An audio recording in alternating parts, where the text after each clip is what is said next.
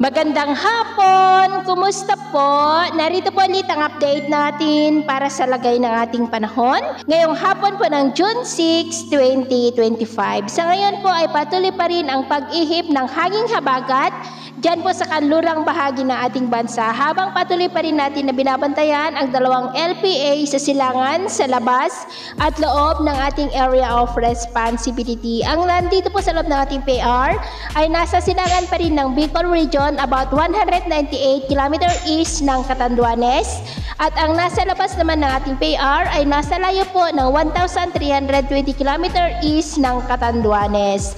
At kung titingnan po natin dito sa wind map mula sa dalawang LPA ay posibleng may lalakas dyan bilang bagyo na magpapalakas ng habagat at posible pa na may panibago ulit na mabuo na sama ng panahon dyan naman sa kanluran ng ating bansa dyan sa may West Philippine Sea na siya pong lalong magdudulot ng mas malalakas na buhos ng ulan sa kanlurang bahagi ng ating bansa kasabay rin ng paglakas ng hanging habagat. Pero paalala lamang po na posible pa ang mabiglaang pagbabago kaya patuloy po tayong mag-antabay sa mga susunod po na updates.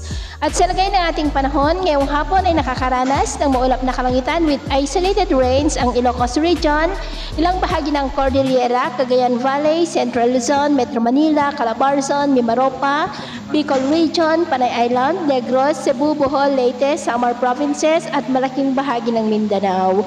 At mamayang gabi, posible pa rin ang mga isolated rains sa iba't ibang bahagi ng ating bansa kaya mag-ingat po tayo dahil posible pa rin ang mga banta po ng mga pagbaha at pagguho ng lupa. At sa atin naman po mga baybayin, wala naman po tayong nakataas na anumang gale warning signals pero iba yung pag-ingat lamang po kung papalaot tayo para mas makaiwas sa mga sakunang pangkaragatan.